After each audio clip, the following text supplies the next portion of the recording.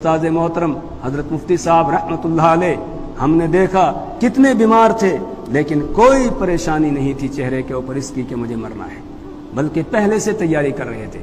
पिछले साल रमजानुल मुबारक में, आज 17 तारीख है, 18 तारीख की बात है, यहाँ जोहर की नमाज पढ़ी, उसके बाद यहाँ से बाहर निकले, वहाँ तालाब के पास मैंने गाड़ी रोकी, मैंने कहा हज़रत तशरीफ लाएं। गाड़ी में बैठे तो कहने लगे कि अगर इन दिनों में मेरी मौत हो गई तो फिर लोग कहेंगे कोरोना से मर गया। मैंने कहा हजरत आप तो बिल्कुल तंदुरुस्त हैं, आपको कोई है नहीं, आप क्यों इस तरह की बात करते हैं? खामोश हो गए। उसके बाद 22 तारीख को सेहत खराब हुई, बल्कि उससे पहले 2020 की बात है, 28 मार्च 2020 की बात है, हजरत ने जो है एक जिम्मेदारी डाल दी मुझ पर, और दो साथी और थे उनके ऊपर जिम्मेदारी डाली, भारी जिम्मेदारी। तो सुबह जब मुलाकात हुई उसके बाद फरमाने लगे, कहने लगे मैंने कुछ मैसेज किया था, आपने पढ़ लिया? मैंने कहा हजरत हम तो इस काबिल है नहीं, आपने जो जिम्मेदारी डाली। कहने लगे हाँ, मुझे लग रहा है कि मेरा वक्त अब थोड़ा ही रह गया है,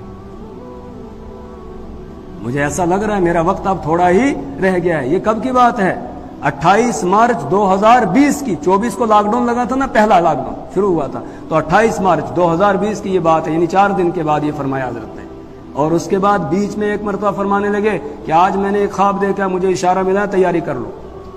बिल्कुल खुश, कोई परेशानी नहीं, कुछ नहीं। फिर 18 रमजान को इस तरीके से फरमाने लगे, 22 रमजान को सेहत यहाँ खराब हो गई, 24 रमजान को अपना वसीयतनामा लिख दिया, और 26 रमजान को इसी जगह कोने में थे, मैंने जोहर की नमाज पढ़ के मुलाकात की। फरमाने लगे कि आज मुझे ऐसा लग रहा है कि मेरा वक्त अब बहुत थोड़ा रह गया है।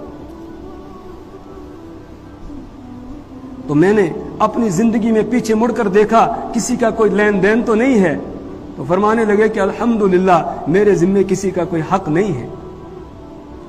और फिर फरमाने लगे कि शक के दर्जे की एक बात है कि किसी मौके का शायद मदरसे का, यकीनी तौर पर तो बात यह है कि कोई मेरे जिम्मे नहीं है, लेकिन शक है कि शायद 35,000 मदरसे का मेरे जिम्मे हो, 35,000 निकालो और मेरे हवाले की अकाइज को मदरसे में जमा कर दो। और फिर फरमाने लगे अल्हम्दुलिल्लाह अल्हम्दुलिल्लाह, बार बार कहने लगे कि मेरे जिम्मे अब किसी का कुछ भी नहीं रहा, शक के दर्जे में भी कोई चीज नहीं रही, बिल्कुल पूरी तैयारी। मैंने कहा हजरत आपकी सेहत खराब है, मस्जिद में आपकी देख रेख नहीं हो पा रही है, आप घर तशरीफ ले चले, वहां थोड़ी आपकी देख रेख होगी। कहने लगे कि मस्जिद और एतकाफ की हालत है, आप मुझे यहां से निकालना चाहते हैं? अगर इसी हालत में मैं यहां से चला जाऊं, मस्जिद से और एतकाफ की हालत में?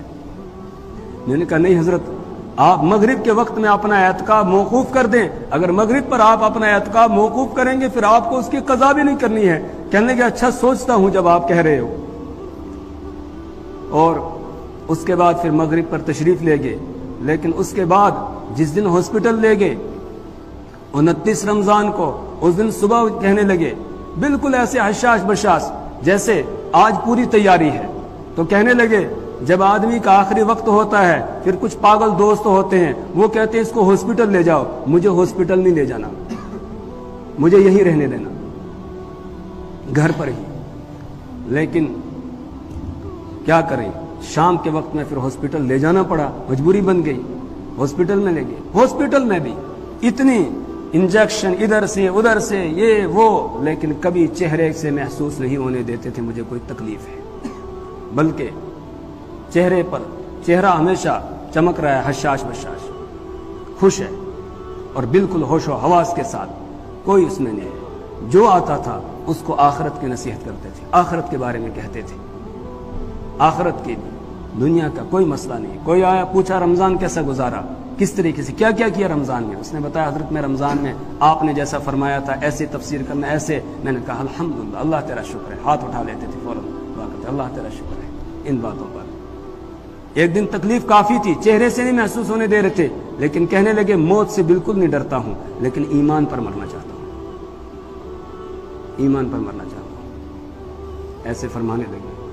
और आखिरी वक्त में भी जब दुनिया से गए तो हंसता हुआ चेहरा था, होंठों के ऊपर मुस्कुराहट थी। उस आखिरी हिचकी के वक्त में जब आखिरी सांस निकला, ऐसे मेरे हाथों में हजरत का सर था और आखिरी सांस लिया तो बिल्कुल चेहरा खिलखिला उठा, होंठों पर मुस्कुराहट थी।